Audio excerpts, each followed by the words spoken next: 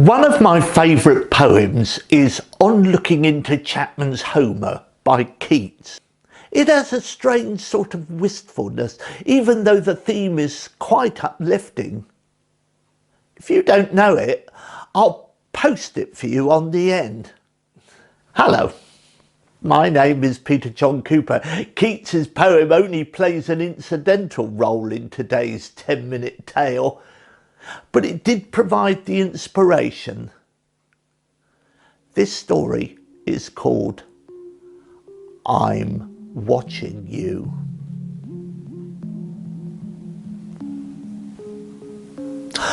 Aren't you worried? I asked of some breathless researcher in the astrophysics department. Oh, well, you know Dr. Chapman. The fact is, I did know Dr. Chapman, or simply Chapman, as she called herself in a rather dry, brusque manner. I had known her when we were students, and she was plain Becky Chapman.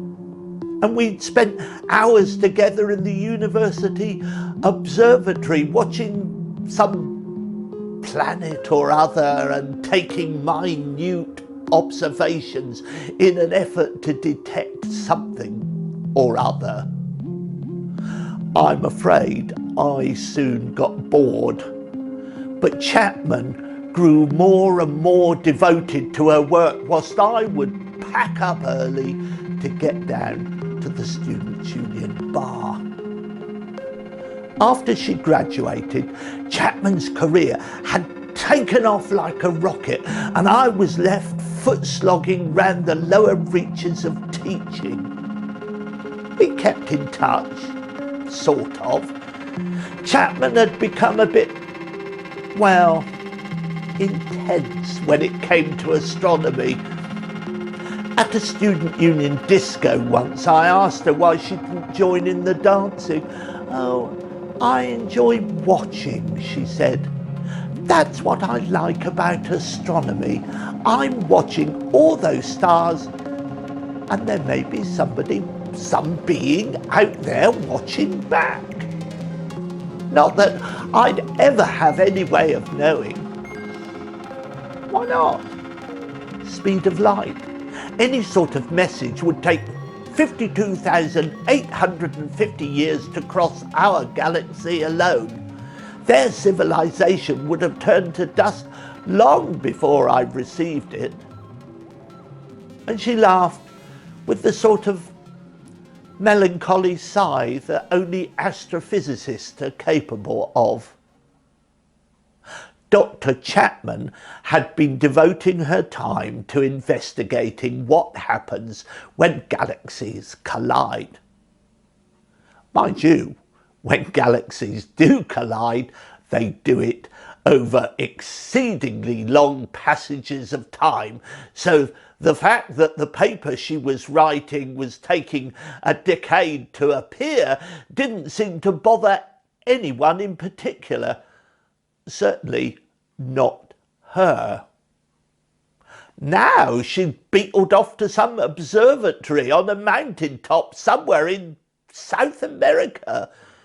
When she left for this expedition, she was tickled by the choice of reading matter that I found for her.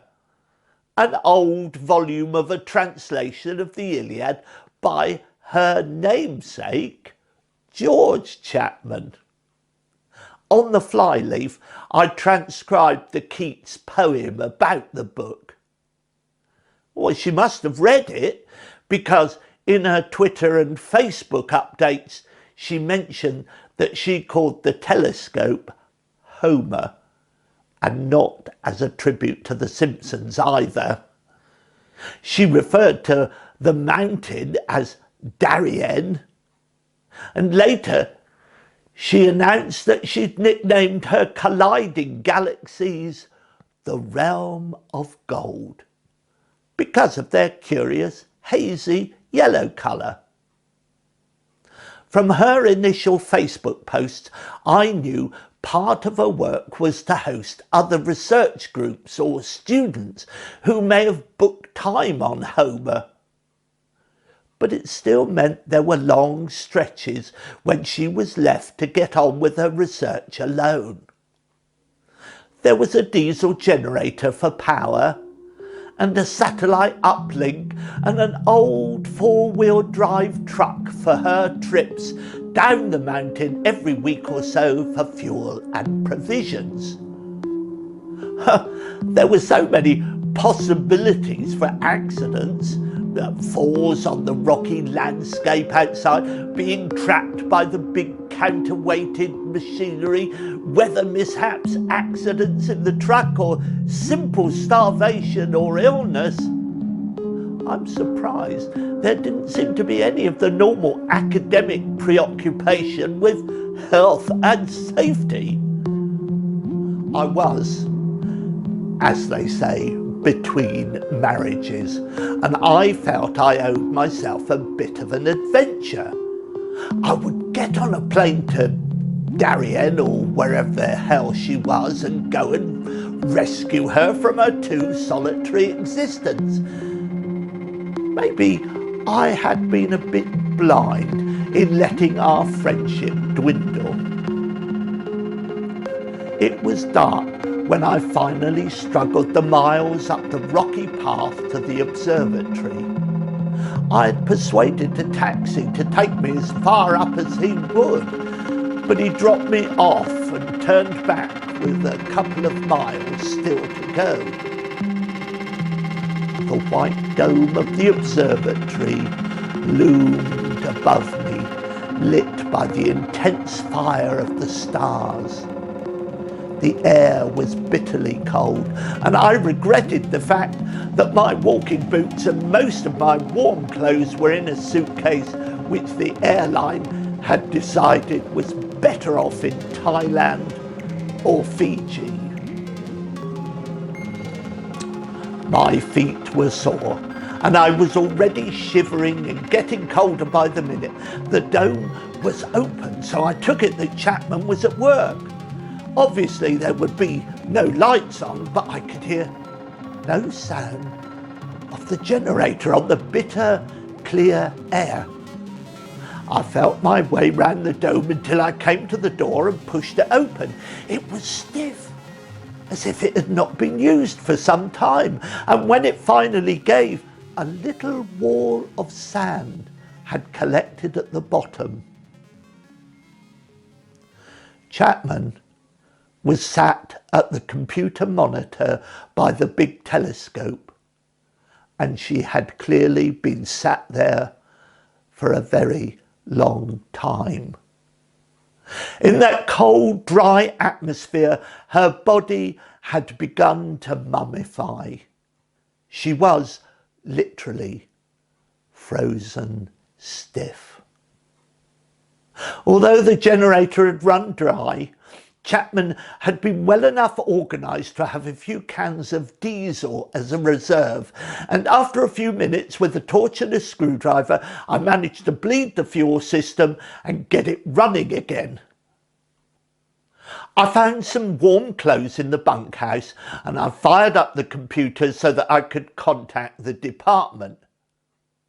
Whoever I spoke to was unfazed, as if it was a regular occurrence that lone astronomers starved to death on the tops of mountains. Well, perhaps it was. Anyway, she was back on the satellite in a few minutes to say that they'd notified the local police and someone would be with me in a couple of hours. I realised at once that foul play could be ruled out. It was plain when I passed through the little town at the foot of the mountain that the locals certainly couldn't be bothered with the long, rocky trek. I wouldn't put it past her to get so wound up in her work that she'd simply forgotten to keep herself alive. Whilst I waited, Chapman's mummified body at my side, I started tinkering with the computer. I could see, even with my distant knowledge, that she had been stacking images. It's a technique for amplifying a very distant, very faint image by taking a series of exposures over a long period and adding the results together to get a clearer picture. But there was something about the way the images were put together on the computer that puzzled me. And I realised that during those long, dark, solitary nights, my old girlfriend must have been driven quite mad. I don't know how she managed to doctor the plates, but somehow those distant globs of light, those stars and galaxies and fields of dust seemed to clump into patterns. It took me the whole 3 hours till the police arrived to register what I was seeing. Oh, this whole thing was absurd. She had gone crazy, that's for sure. But had she been crazy before or after those shapes appeared? They seemed to be spelling out words. The sort of words which, if she hadn't made them herself, if she hadn't created them out of her loneliness, must have shaken Chapman to the very core of her being and left her dumbly staring in wonder and awe, staring for so long that she had simply frozen to death. They said, "I'm watching you."